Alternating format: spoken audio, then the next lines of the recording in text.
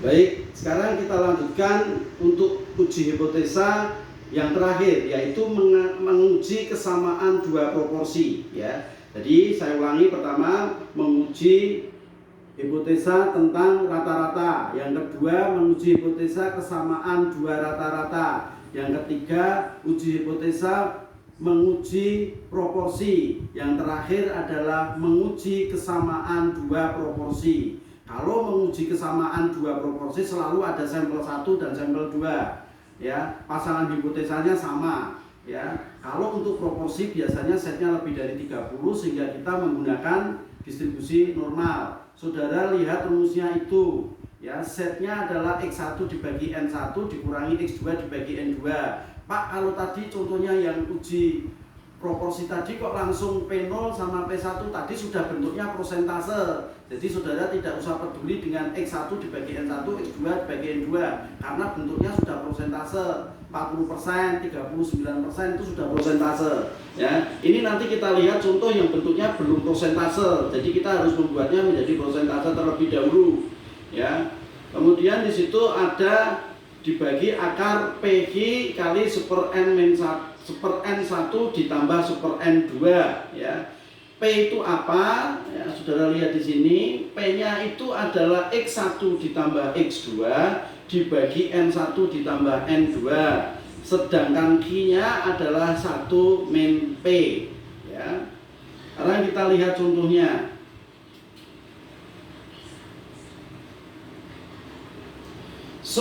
Seorang ahli farmakologi mengadakan percobaan dua macam obat anti hipertensi. Obat pertama diberikan kepada 100 ekor tikus dan ternyata 60 ekor menunjukkan perubahan tekanan darah. Ya, ini berarti kalau itu dianggap P1 ya, N1-nya adalah 100, berarti P1-nya adalah 60/100 ya, atau 0,6.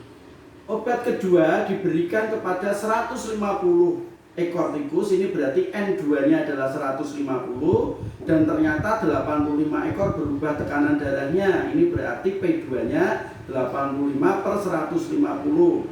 Apakah ada perbedaan antara obat pertama dan obat kedua? Ya, uji dengan taraf nyata 5%. Apakah ada perbedaan? Berarti yang pertama itu adalah P1 sama dengan P2, yang H1-nya adalah P1 tidak sama dengan P2 ya. Lihat rumusnya ya.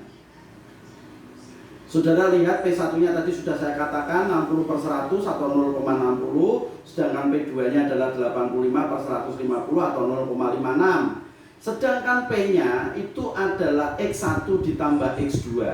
X1-nya itu 60, X2-nya itu 85, dibagi N1 ditambah N2.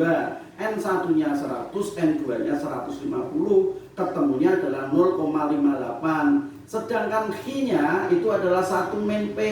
Ya, kalau P-nya ketemu 0,58, tentu saja Q-nya adalah 1 dikurangi 0,58 sama dengan 0,42.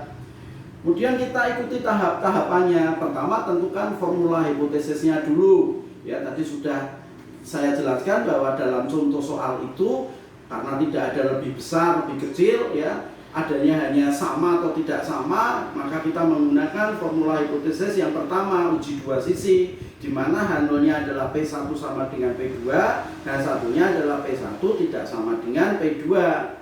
Taraf nyatanya adalah 0,05 ya. Kalau uji dua sisi taraf nyata 0,05 ya, itu adalah set 0,5 dikurangi 0,025 atau set 0,475. Kalau dicari di tabel pasti ketemunya 1,96. Ini sudah sering kita pakai ya. Nah, kemudian berarti karena uji dua sisi H0-nya diterima jika apa? Jika set hitungnya nanti adalah min 1,96 sampai 1,96 ya. Ini sudah juga seperti contoh yang pertama tadi ini ya. Karena kita tinggal mencari set hitungnya berapa ya. Set hitungnya masukkan saja ke dalam rumus P1 min P2 dibagi akar P kali Q dikalikan super N1 ditambah super N2.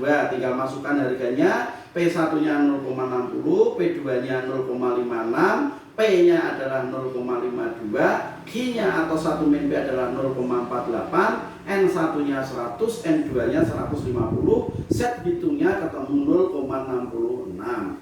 Sehingga kesimpulannya, karena 0,66 itu ya ada di antara min 1,96 sampai 1,96, berarti apa? H0 diterima. Artinya apa kalau H0 diterima? Artinya tidak ada perbedaan atau hampir sama atau sama dengan bahwa P1 sama dengan P2 seperti kriteria atau rumus atau formula dari uji hipotesa kita, di mana H0-nya adalah P1 sama dengan P2 ya.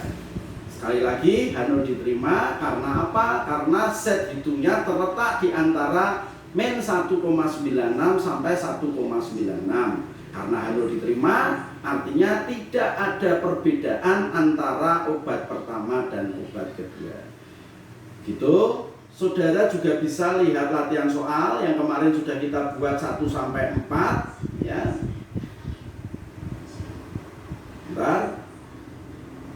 Untuk nanti saya lihatkan saja, saudara buat soalnya ya. Nanti saya kirim lewat WA group atau saudara bisa lihat topik di Kulino. Terima kasih.